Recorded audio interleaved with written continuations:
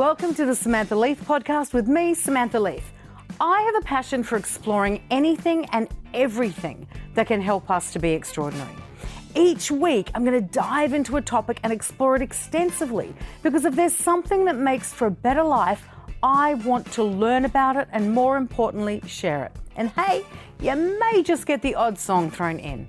There'll be deep conversations, fun and frivolity, helpful tools for you to add to your life straight away, random musings about anything from coffee to sex, and information that may just blow your mind. This is a podcast for dreamers, believers, action takers, and achievers. It's personal development, but not as you know it. Welcome to episode 45 of the Samantha Leith podcast. How to be more optimistic when life is 50-50. Yep, it most certainly is, folks.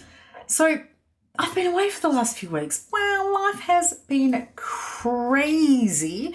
And rather than do crap podcasts and have to change plans and things, we actually just gave it a little break for a while. And you know what? That's okay. So what I want to talk to you about today and share with you is that, you know, sometimes life can be pretty crapola. And then there's other times when life is freaking fantastic. And it's that good and that bad, that yin and that yang, that up and that down, that, I don't know, keeps us on our toes almost. And it's really important that in those up and down moments, we do learn to actually be able to be more optimistic when we need to be, how we need to be resilient when we need to be, and how we can actually do the things that we need to do in those negative times. And also when it is those fantabuloso times that we don't get too carried away and then can't see the reality of other stuff that's going on, okay? So in life, those ups and downs can actually help empower us. They can teach us how to do things. They can help us to grow. And if I'm going to say something over and over and over again on this podcast, it's going to be life is better when we grow. So even though we might not actually have control over every situation that goes on in our lives, our response to that situation and how we think about that situation is entirely in our hands. So we're going to look at some strategies. I'm going to share maybe a couple of quotes with you or a couple of stories with you because you know I like a good story. And we're going to look at some real life ways that you can actually cultivate a little more of an optimistic outlook no matter what is going on in your life. Now, I'm talking about being optimistic in a good way. I'm not talking about toxic positivity and all that. Oh my gosh, everything's fantastic. Because let me tell you, I have been an expert at that. I've been so good at like bluffing my way to, oh, everything's fine. Don't worry. Life's topsy-turvy. Dandy, got the wrong saying there, didn't I? Do that all the time. Not very good with those little sayings. But the reality is life is 50-50. Now, sometimes it might be 80-20, sometimes it might be 60-40, but you get my drift. Life is a scale and there's ups and there's downs and there's absolutely nothing we can do about it. It's that positive and negative stuff that goes on in our lives that kind of almost make us human. And the balance that we have in those is totally inevitable, but how we react to it is what makes the difference. It's that reaction that can help us to have an incredibly extraordinary life or help us get stuck in like a victim mentality or thinking everything is doom and gloom, because it's not. And I don't want you to think like that. So there was a survey by the American Psychological Association, but I can't remember what year they did it in, and I should have written that down. And they found that individuals who practice optimistic thinking experience lower stress levels and better all over psychological well-being. Ba-ba. Like, really, do you need any other reason? Really, any other reason? No, I don't think you do. And if you've heard of Helen Keller, who hasn't, incredible woman, she once said, and I did write down this quote, optimism is the faith that leads to achievement. Nothing can be done without hope and confidence. I would agree. I would absolutely agree. But that optimism, I don't think can necessarily be a falsehood, a fake thing that you put on all the time. You've got to actually embody it. You've got to be able to cultivate and create the ability to be more optimistic throughout life. And whether you're sick or you've had a tragedy or you had a fight with your boss or, oh my gosh, the parking fairies went out and you didn't get that car park that you really wanted because you were rushing to the sale, you've got to be able to just always look on the bright side of life. Kind of want to go ba-boom, ba-boom, ba-da. Anyway, yep, that's me, I'm back. So what exactly is optimism? Well, optimism is about expecting the best possible outcome in any situation, but it's also about, as I said before, growth and resilience. Now, I used to say to my mother, stop being an awfulizer, because in many situations, instead of being optimistic about what was going to happen, she'd awfulize what was going to happen. So that was the absolute other extreme of what I'm talking about today. But it is really important to distinguish between realistic optimism, which is what I'm talking about, and that blind, crazy, toxic positivity, which just overlooks them and just ignores everything and thinks everything's coming up roses. And any of the studies that have gone on about realistic optimism show real benefits, okay? They've got 35% lower risk of major heart complications according to the Harvard T.H. Chan School of Public Health. Yes, I did look up some facts. So that really helps us to understand that it's got a powerful impact, not just on our brains and our moods and our hearts and our souls and what we do, but also our physical health. So, I mean, heart from a physical, not just mental way. I know, and this is, actually it is an example of this. So I know if I have that one little thing that chinks my armor of optimism and I don't figure out a way to overcome it or how to see through it or how to kind of look at whatever's going on in that moment in a better way, that something else will happen, and then something else will happen, and then something else will happen. And you've all been there, like you know it. Let's go back to the car park. You didn't get the car park when you were rushing to the shops. And then chances are you're grumpy, you're sad, like, I didn't get my car park. Ah.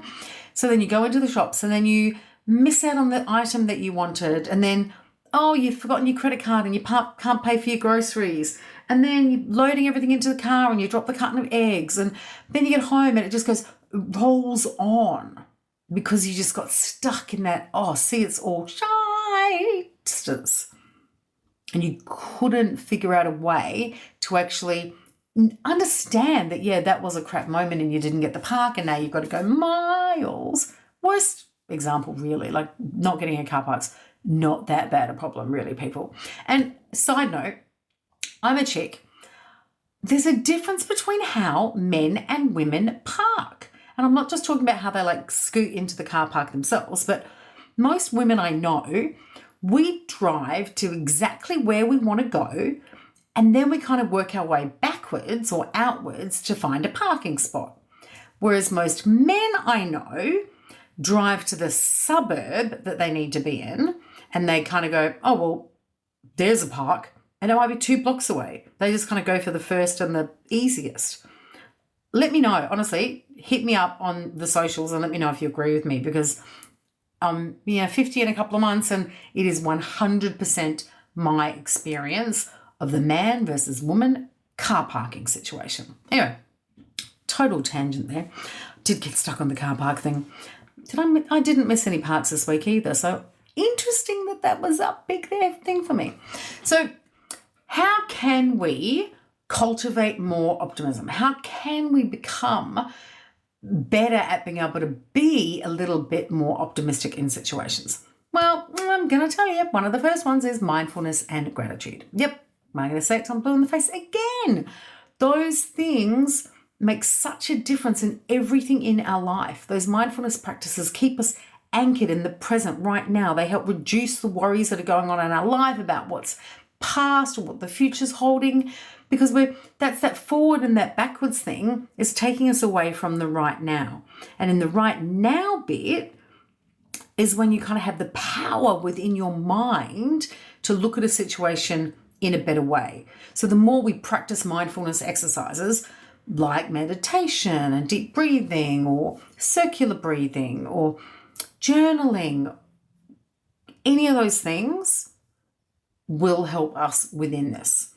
And in one of those other mindfulness practices is about being grateful.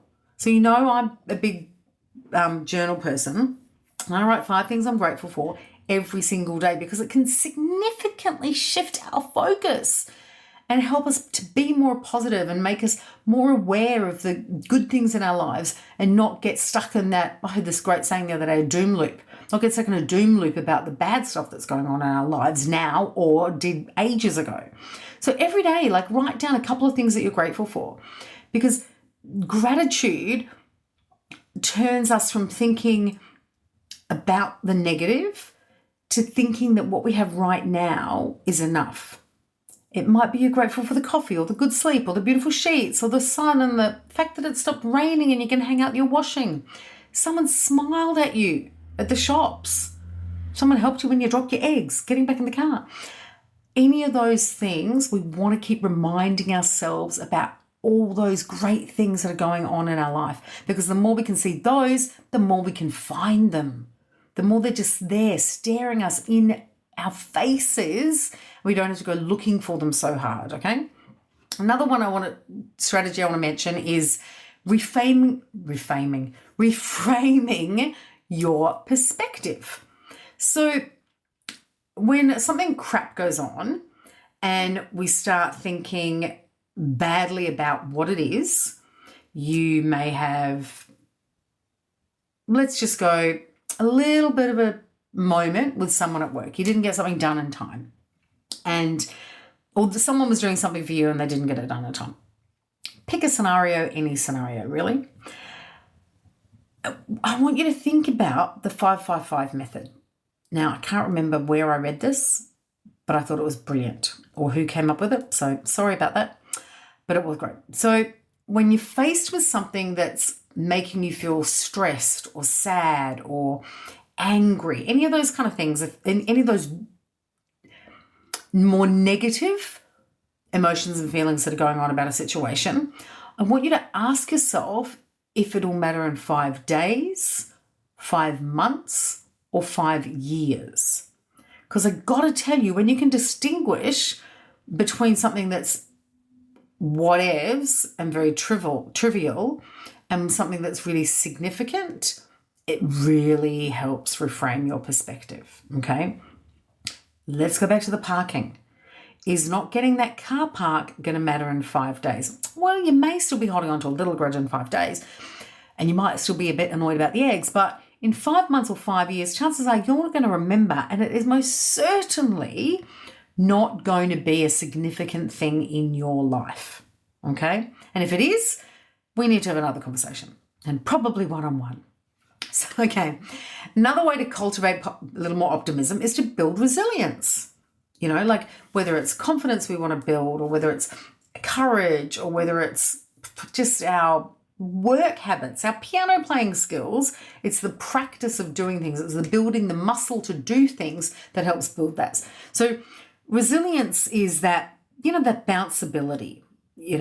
Something can happen and you go boing, boing. You can bounce back from that setback with your hope or your inspiration or your desires, all of those kind of things intact. They haven't disappeared.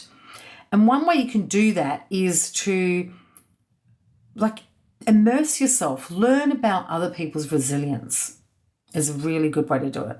So reading biographies, looking at some of the amazing documentaries or even the docudramas that are on television these days. There's often some really great stories in there about resilience that can help us, inspire us.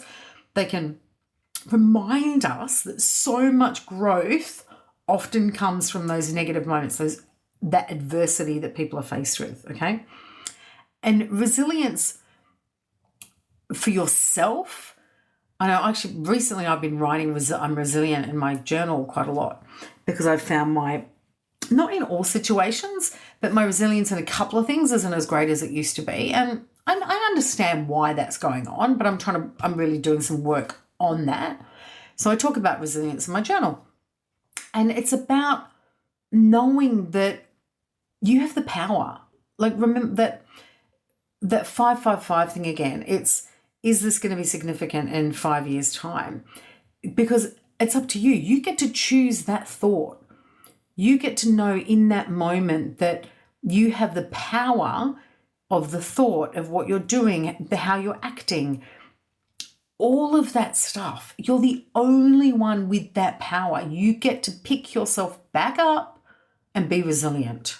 And that's a beautiful thing. You don't have to rely on someone to do that for you. All of these things that I'm talking about and offering to you today are things that you do. It's all on you, boo. Okay?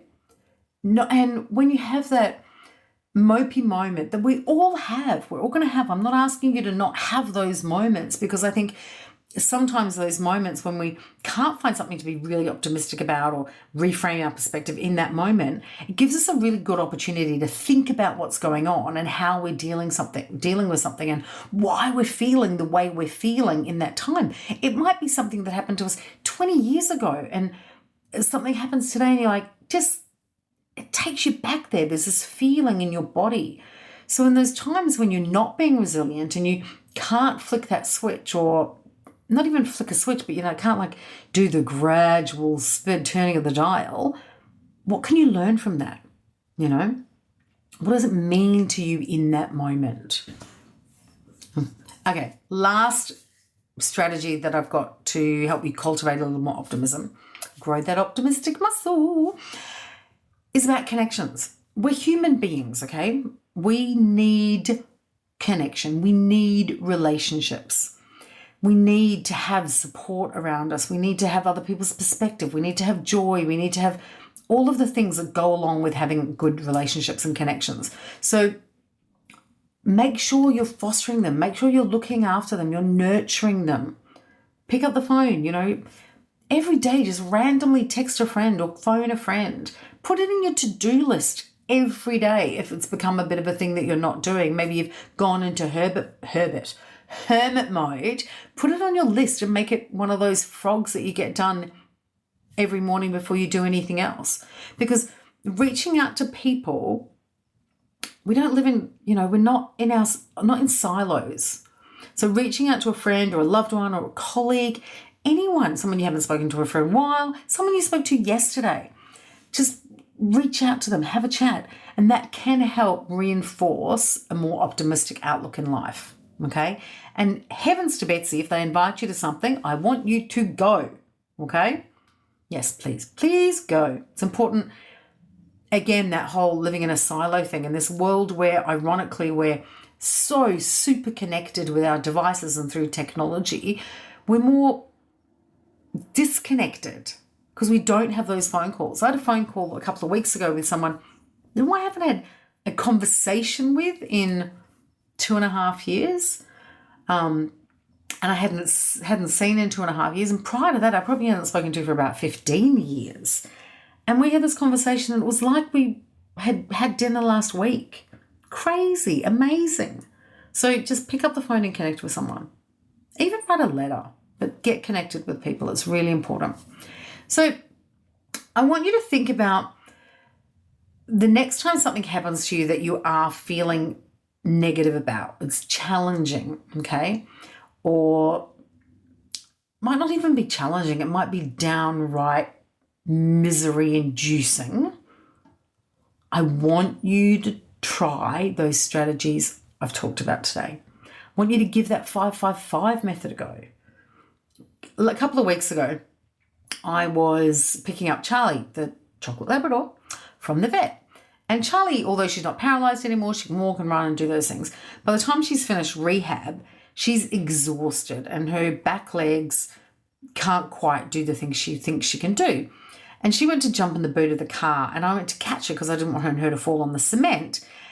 But as I went to catch her, the boot was still coming up and I clocked my head like straight across the back of the car boot door thingy. That's the technical word for it, I think, car boot door thingy. And I went, oh man, that's going to hurt. And then I put my hand to my face and there was blood. And then left her in the boot. It wasn't that warm a day, so don't don't send me a message and tell me I'm a terrible human being. Went back into the vet and I'm like, I think someone needs to look at my face. And they took me into a treatment room and they cleaned up my face. And then they said, oh, look, I think you actually need to go to hospital. You might have fractured that orbital bone. Now, I was miserable. I was in pain. I was like, I can't believe I'm meant to be filming tomorrow. And I've got this 2 cuts and big bruise, like popping up on my face and my eyes getting all swollen. Negative, negative, negative. I was totally in a downward spiral about how awful this moment was and how it just meant life is crap. That's it. See, proof is in the pudding, or proof is in the black eye. Life is crap. Now,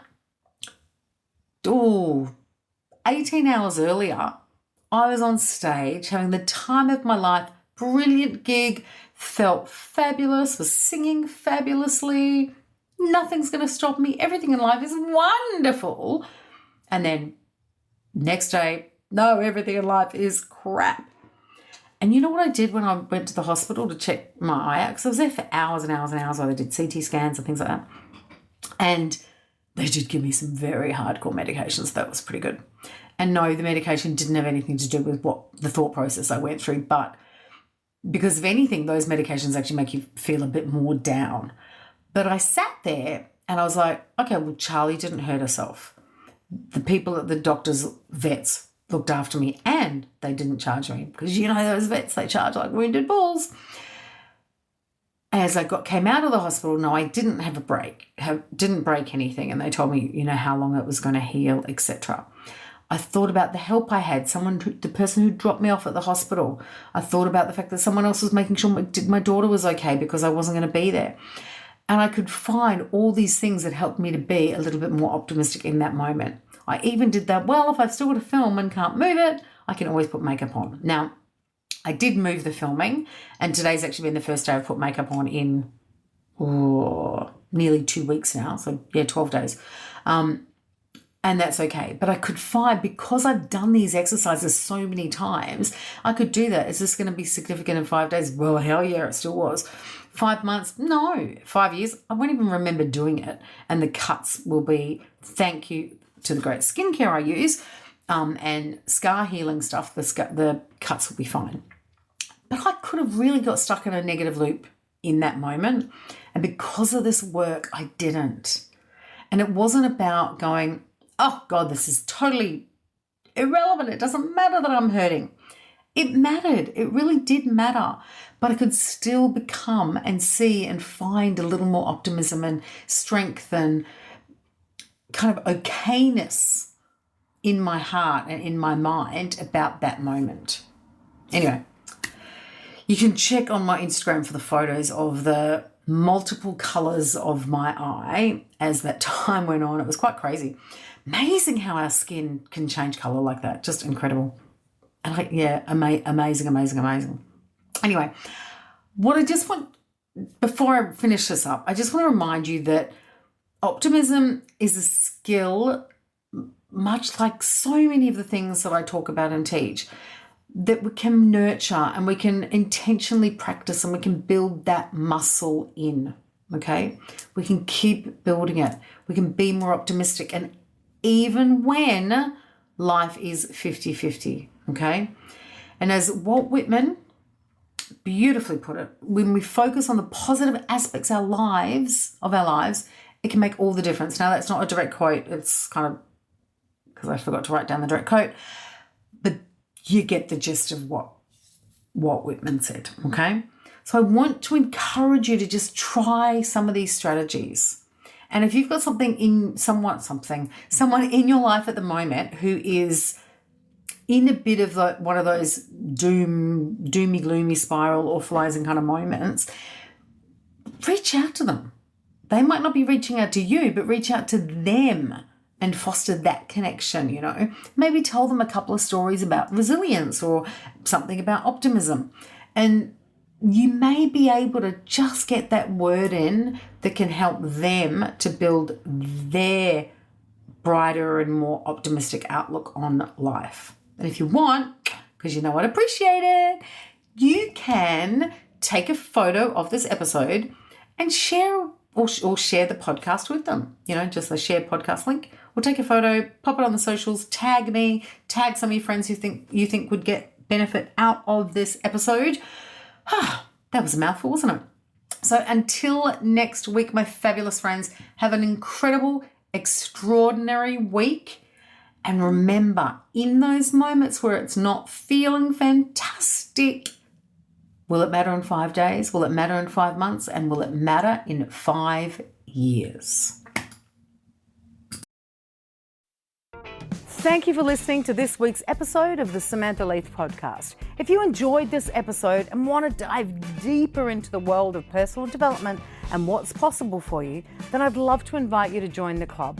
It's my monthly membership designed to guide and support you with the tools and the coaching you need to be extraordinary. Head on over to samanthaleith.com/the club for more information. I'd love to see you on the inside.